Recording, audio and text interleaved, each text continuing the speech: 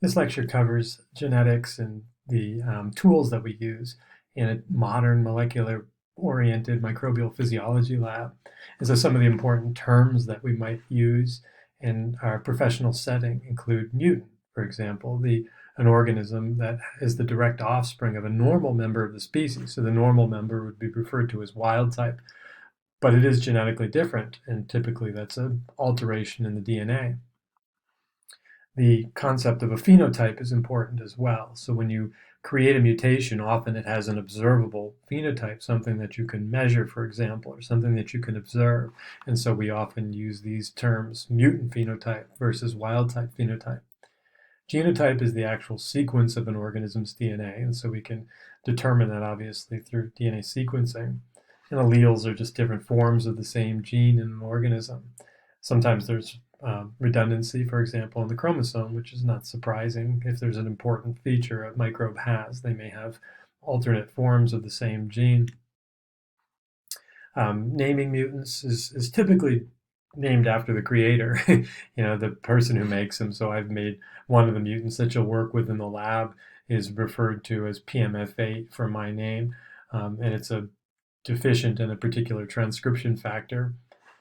The way we name genes in particular is through italicized letters, lowercase italicized letters, and that often refers to the gene's product. So HIS-A, for example, is lowercase HIS-A, is a gene for this required for the synthesis of the amino acid histidine. So not surprising they name it HIS. But the fact that it's lowercase and italicized tells us that it's a reference to the DNA, to the actual gene itself. In cholera, for example, the two cholera toxin subunits are CTX-A, cholera toxin subunit A, and cholera toxin subunit B, for example. So again, we know this is a reference to the DNA, not to the actual protein toxin. Naming mutants, we can do it a variety of ways. It depends on the nature of the mutant, but HIS-A minus, for example, just lets us know that the gene was inactivated, but we could be more specific and put a little delta in there. So delta whatever refers to a deletion. Sometimes we can create mutations through an insertion, like by inserting a transposon like TN5 into the gene. So whenever there's an insertion in a gene, we name the gene, and then it's a double colon with the whatever was inserted into it. So PMF8, for example, has a deletion in the LIGHT-R gene, and the LIGHT-R gene is the transcription factor that I mentioned. But the actual mutation is an insertion of a kanamycin resistance marker into the LIGHT-R gene, disrupting it. Naming phenotypes is a little different, but with the same concept. Again, because it's the phenotype, we're referring to the protein now. And so we often will, to indicate the protein, we have a capital letter, capital non-italicized letter, followed by non-italicized lowercase. And then the plus, for example, could be used, or if you have a RIF-resistant phenotype, so a microbe that's resistant to rifampicin, we'll put RIF-R, for example, that little superscript R to tell you what the specific phenotype is.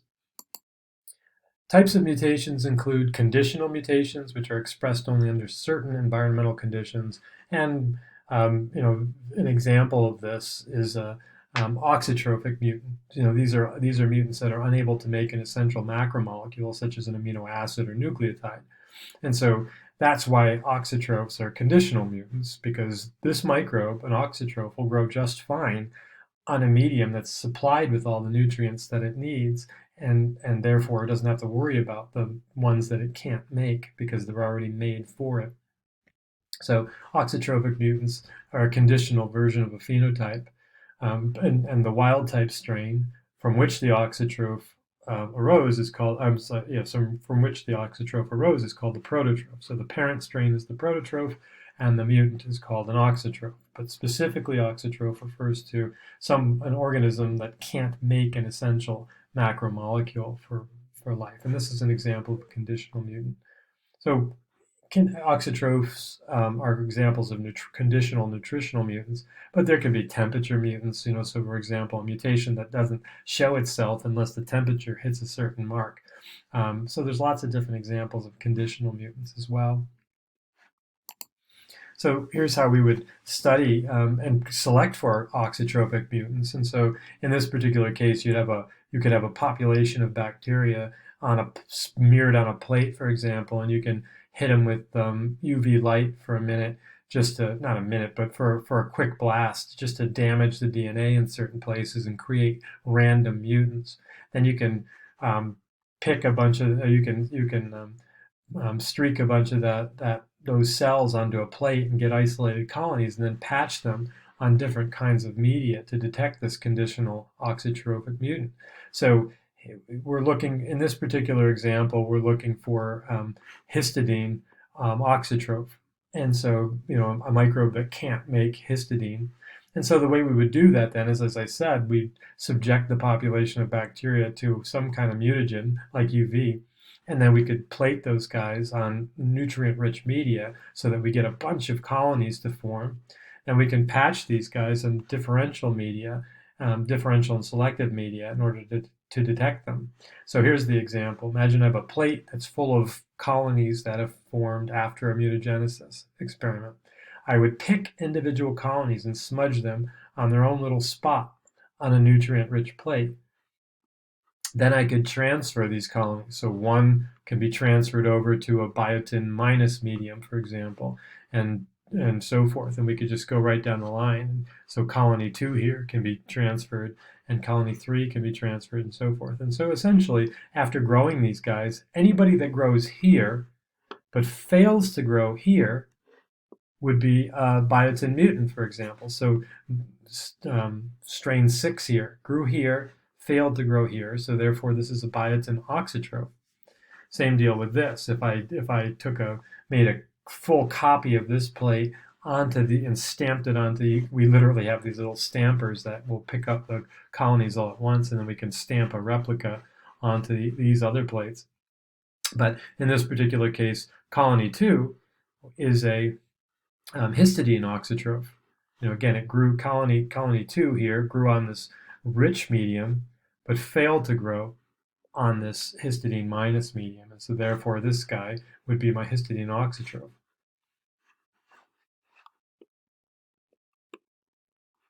And so one of the ways this was used in the Squid Vibrio Association by a colleague of mine, Jörg Graf, at the University of Connecticut. We were asking this basic question: what types of nutrients does the squid supply to the bacteria?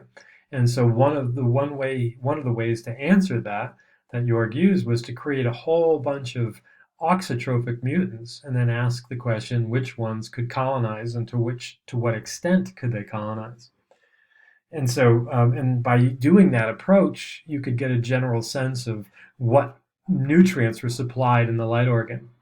So this is the wild type, the prototrophic strain, and there's no auxotrophy. It can make all the amino acids it needs. The genotype is that technically wild type, and the colonization effectiveness of this guy is considered 100%. So if you dose seawater with this guy, 100% of the squid in that seawater will become colonized. And so Jörg made a whole bunch of different auxotrophs and named them according to their genotype. And so in this particular case, strain G1 is an arginine mutant. And so when this strain was dosed into seawater, only 52% of the squid were colonized. You can imagine that. And that as a result of not being supplied with sufficient arginine in order to colonize. But by far the most important missing nutrient in the squid is cysteine, as you can see here. And so in this particular case, the G2 mutant, when it was added to seawater, colonized only to 1% of the level of the wild type. And so again, you can get the sense of the nutrients available to the microbes by the squid using this type of technique and using the squid vibrio model. So these are some categories of horizontal gene transfer, and again, they're broad host and narrow host range are just big categories. So broad host range gene transfer means that as one microbe can transfer to microbes across many different taxa, and obviously narrow is where a microbe can only transfer genes to very closely related siblings. The mechanisms of DNA transfer in bacteria are threefold. Transformation, which is the uptake of free DNA from the environment. So there can be natural transformation where the microbe can actually, and I'll talk about this down the road, but where the microbe will actually pick up free pieces of DNA from the environment and then incorporate them. And then there's artificial, which we do in the lab through chemical or electric shock. So you can add a piece of DNA and then using the right chemicals, usually we use a calcium ion and so forth to get the microbe to bind the DNA and take it in.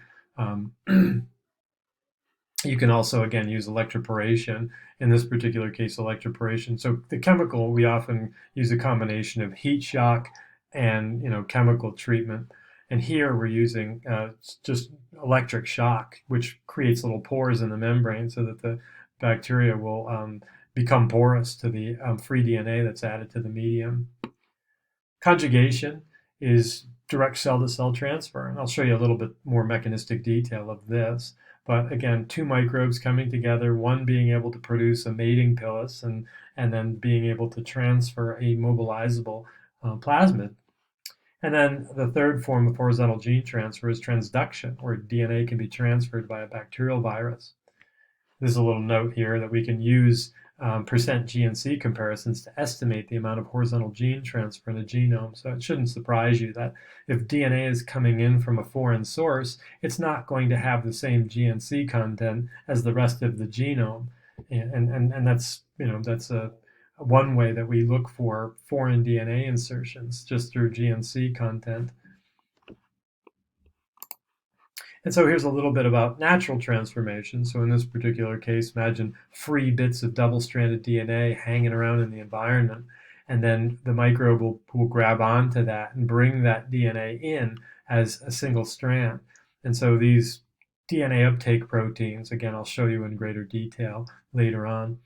But the bottom line is the single strand will come in, and then that piece of DNA can then homologously recombine into the genome if it finds a place to do so and if the bacterium has the right recombination enzymes. Artificial transformation, as I mentioned, is something we do in the lab as a way to introduce DNA into microbes. And so many microbes, like E. coli, are not naturally competent, meaning that they can't do this natural process. And so we artificially make them competent by washing them in calcium chloride, for example, and then we can mix those washed cells with DNA and then institute a little heat shock that weakens the membrane a little bit and allows the DNA to enter. And then electroporation follows this basic workflow where we wash cells in glycerol to remove ions. And we resuspend the bacteria in glycerol, because again, if there's too many ions in there and you apply an electric current across the tube, you'll get an arc, and basically it'll just blow up. So we have to clean the ions out of the solution. And then we can, once we've cleaned the ions out of the solution and resuspended the cells in an ion-free glycerol, we can subject them to electroshock, and then they'll take in the DNA artificially in that way. So conjugation is based on the genetic nature of the plasmids that microbes have. And so there's two different kinds, the mobilizable and the conjugative type plasmids. And this table here just refers to the features they have. So all of these guys, mobilizable or conjugative plasmids, have an origin of transfer. So that's what these purple bars represent. So there's our origin of transfer. And there's the origin of transfer on this mobilizable plasmid. Conjugative plasmids generally tend to be bigger than mobilizable plasmids because these guys have many more genes on them, as I'll show you. So mobilizable plasmids can also have an origin of transfer, a relaxase enzyme, which binds to the 5' end of the plasmid to keep it from folding up on itself, and then type 4 coupling protein. So the type 4 coupling protein that you see here will bind to the type 4 secretion system. This is the actual pilus. And so the R will interact with the type 4 coupling protein, and that facilitates the threading of the single strand of DNA through the type 4 secretion system. So, but only the conjugative plasmids have the genes for the type 4 secretion system apparatus, and that's why they're much bigger. They have all these extra genes for the type 4 secretion system. And so the, the type 4 secretion system is all those, pumps and pillin proteins and so forth that are essential for making the needle. And so again, the relaxase keeps the DNA from unfolding. And again, in this particular case, is required to make a little nick in the DNA in order to grab onto that, bring it over to the type 4 coupling protein, and then thread it through the type 4 secretion system to another cell over here, which would act as the recipient. And that's what you see here. And so again, here's contact between a donor and a recipient. And this guy has a conjugative plasmid. So, one of these right here with all the genes. And so this guy is a conjugated plasmid. It makes the mating bridge with the recipient, and then there's a nick at the RET, and then the relaxase will grab that and come over to the type 4 coupling protein and then thread the DNA through. And as you can see here, it's threading through as a single strand, but is being turned into a double strand as it moves through. And so again, on both ends, it's being turned back into a double strand. And so again, both donor and recipient end up with a full copy, and here's an actual picture of it. So here's a, whatever donor, and then the long pilus, and then the recipient. As far as mobilizing plasmids goes, it's a little bit more sophisticated. Now, in this particular case, what you were looking at was a transmissible or conjugative plasmid that can move itself to a recipient. But in this particular case, we're talking about a self-transmissible or conjugative type plasmid moving a mobilizable plasmid. So again, getting back to this image here, the mobilizable plasmid, these guys can't move on their own. They have to be in the presence of a conjugative plasmid because there's no type 4 secretion system genes in these guys. And so what that looks like is here, and this is again something you'll do in the lab, doing a conjugation by mobilizing plasmids. And so in this particular case, the transmissible plasmid, self-transmissible plasmid or conjugative plasmid creates the mating bridge. And then the mobilizable plasmid can, with its type 4 coupling protein and its relaxase and so forth, can thread through.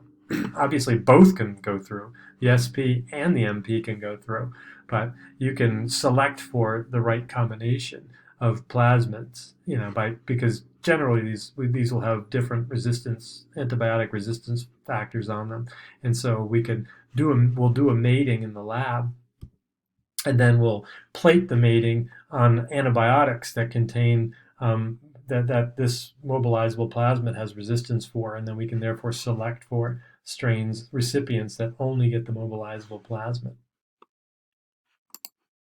So, again, moving genes into Vibrio fischeri is the focus, will be the focus on what we're doing in the lab. This example is not what we're doing in the lab, but it gives you an idea. The goal is to make, the goal in this particular experiment, not what we're going to do in the lab, is to make a GFP labeled Vibrio fischeri that can be tracked in the light organ of the squid. And this is obviously really important for a variety of reasons. You could even imagine this being a GFP labeled salmonella that we track in the intestines of a mouse model, for example. So again, it doesn't have to be Vibrio fischeri, but this concept is really important. We do this a lot where we tag microbes with a fluorescent protein and then figure out where they end up. For example, in the cystic fibrosis lung, or in the as a bloodborne pathogen, for example. So it looks kind of like this, where we're moving this GFP plasmid into a Vibrio fischeri recipient. So we need to conduct a triparental mating. One strain that carries the conjugative plasmid or self-transmissible plasmid, and then one strain contains the actual gene of interest on a mobilizable plasmid. So here's our GFP gene of interest on a mobilizable plasmid. we mix the cells together in a tube, and then this guy carrying the conjugative plasmid makes a bridge with the mobilizable plasmid carrying bacterium, and then the so-called donor in this particular case. And then this donor cell then becomes competent to make a bridge with the fissuri, and then transfers the GFP to the fissuri in that process. Allows us to then end up with a glowing, constitutively glowing Vibrio fissuri cell. And that's how the work was done that I showed you previously by my colleague Spencer Nyholm. And so he moved GFP into Vibrio fissuri and then asked the question, where do they end up in the squid light organ? And so I already showed you this, but they end up as a big ball trapped outside the light organ pores. And as a result, this facilitates colonization of the light organ interior. Another way we can introduce DNA into microbes is through transposons. And so you can put transposons on conjugative plasmids or mobilizable plasmids and move them into bacteria as well. And then these can then jump into the genome and create mutations. And so the gist of it is that a transposase will bind to and cut the DNA and open it up. And then basically that creates these inverted repeats that you see here. And then the transposon can slide in there, and then they'll fill in the cracks, and we end up with direct repeats, ATGCA, ATGCA. And so again, by inserting itself into the genome, you can create mutations. And this is this is just a representation of that process, where here's the transposase and here's the transposon inserting itself into the foreign genome, and then the pieces get filled in.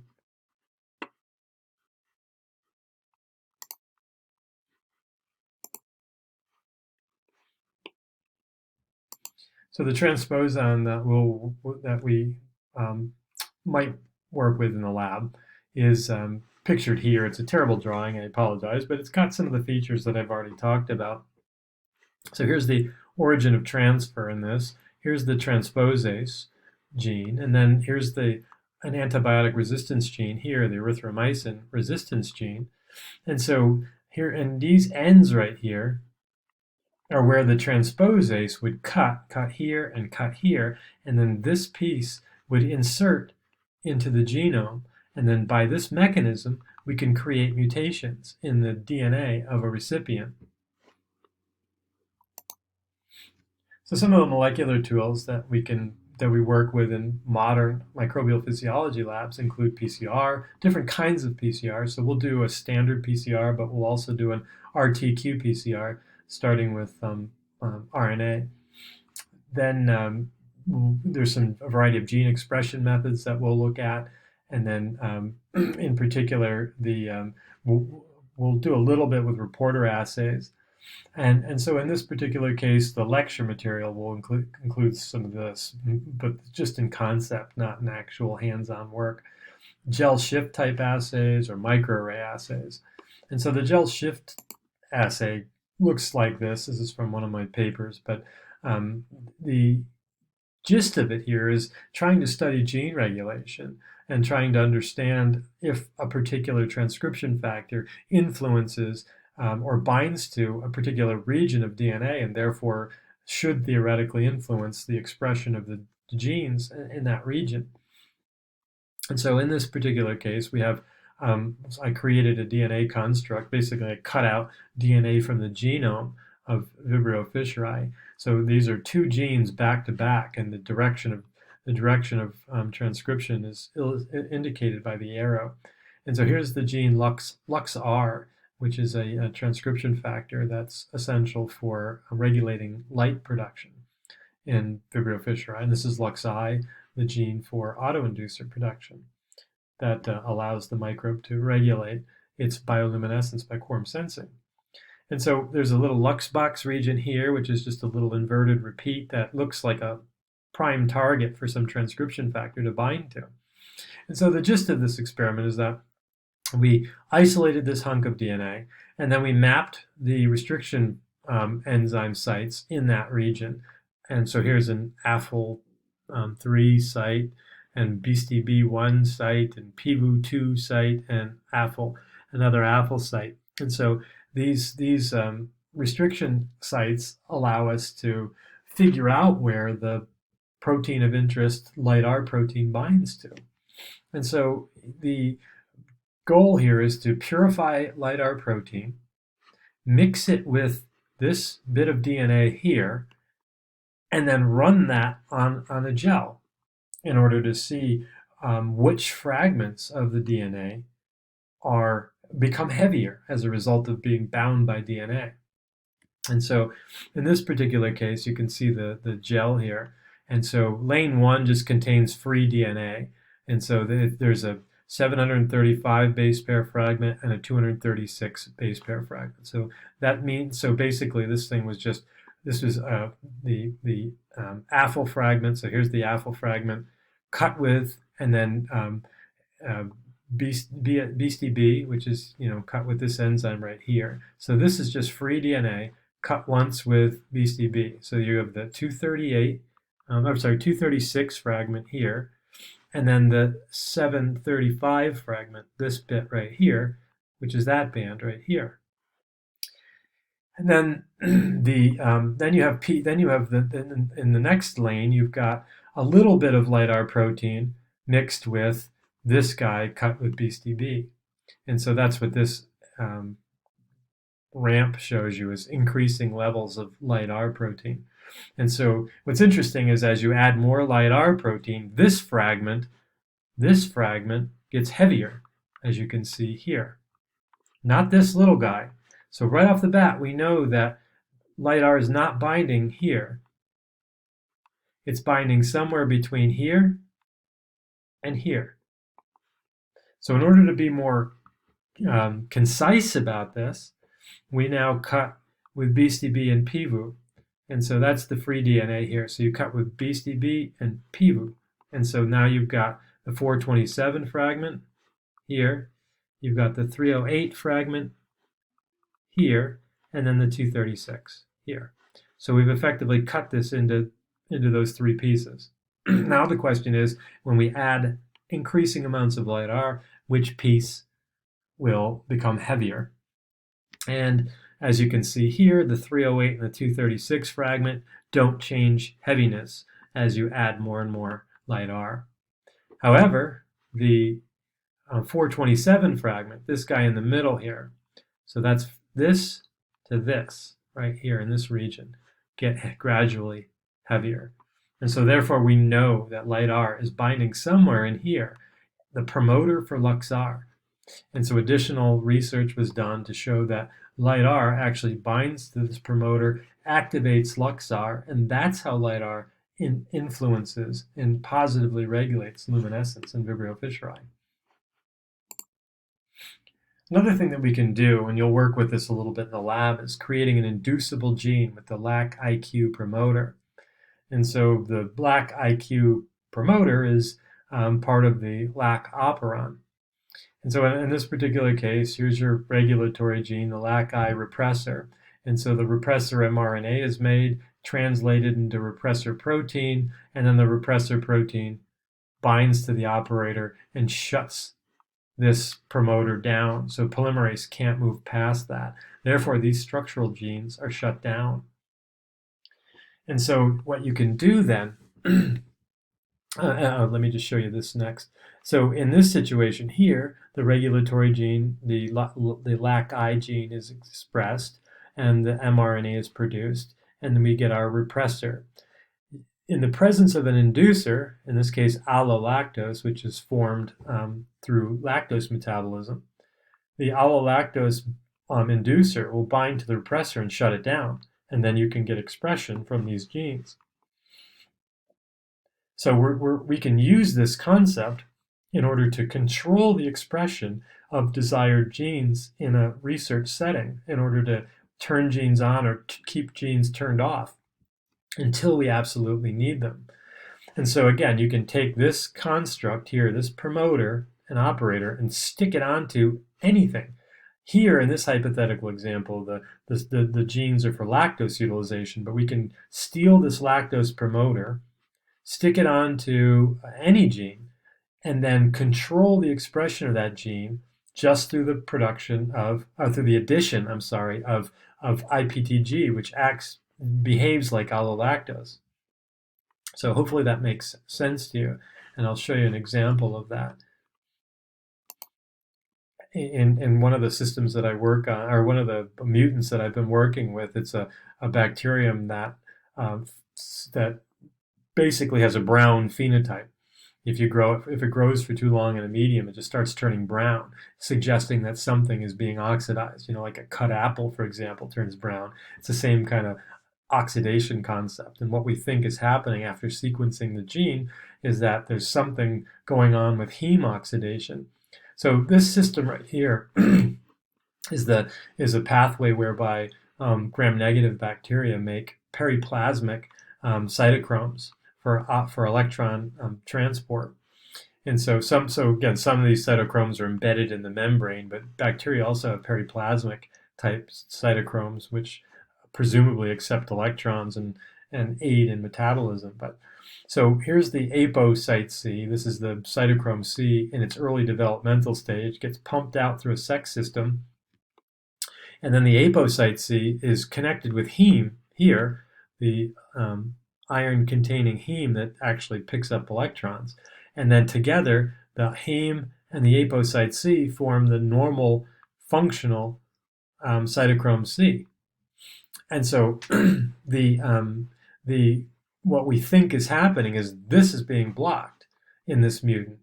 And as a result, heme is building up in the periplasm and turning the cells of the microbe brown due to oxidation. And so the experiment for that is pictured here. So here's our wild type. And here's our transposon mutant. And so again, I've already talked about this. Here's the gene of interest, VF0547 is the gene for this cytochrome biosynthesis protein. And then the double colons, TN5 shows you that there was a transposon inserted using the mechanisms that I showed you, the triparental mating mechanism that I showed you, whereby you can insert transposon into the genome. And so after screening these mutants, random mutants, we found one like this that was really brown relative to the wild type. And then we decided to sequence it and figured out that it was a cytochrome biosynthesis protein mutant. And so what we did then was we took this gene, VF0547, and put it under control of the LAC-IQ promoter. So we took all this regulatory stuff from the LAC operon and stuck it onto this gene to control it. And so, not surprising, it's shut down. The normal gene is shut down in this particular mutant. Obviously, the gene is mutated, but then we added the gene back, and nothing happened. And the reason is, again, this gene is shut down because it's under control of the LAC repressor. However, in this situation here, the gene is knocked out, so it's still the mutant. We added the gene back, but we added IPTG, and that restored expression of the gene and therefore restored the wild type phenotype.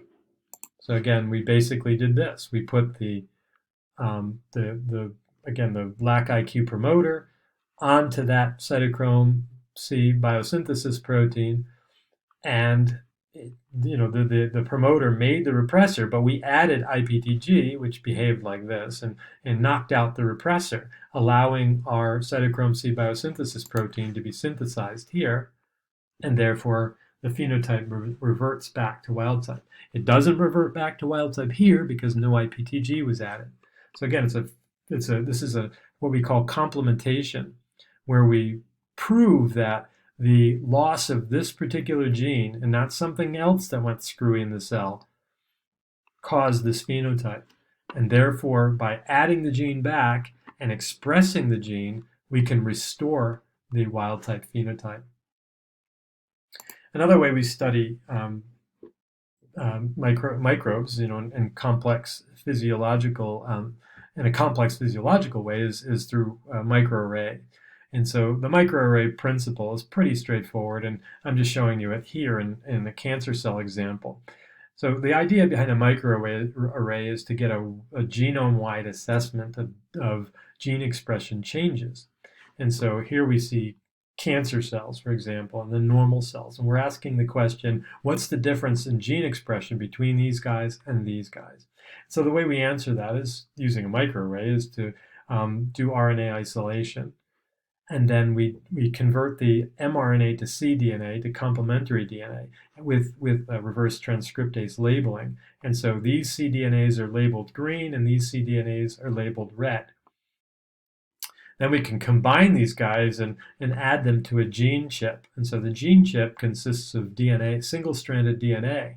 And we can make these single-stranded so they can bind to their respective gene spots on this gene chip, and then we get a pattern like this. And so anytime the computer, and we wouldn't be able to see this, the computer actually reads this, but every time the computer sees a green, so in this particular location where this green dot is, that's a particular gene that we know because the DNA was spotted there by a machine.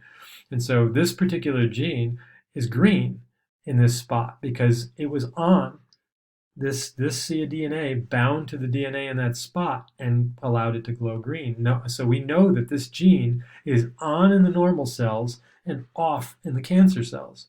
Conversely, this gene here, whatever it is on in the cancer cells but off in the normal cells. And so again, we can get a sense for the levels of gene expression, the amounts of gene expression in each particular scenario.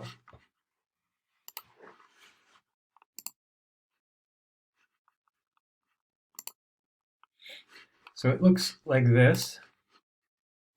So each of these then is a hunk of DNA on the DNA and the gene chip, that so-called oligonucleotide probe. So each of these probes represents a particular gene spotted onto the location on the slide.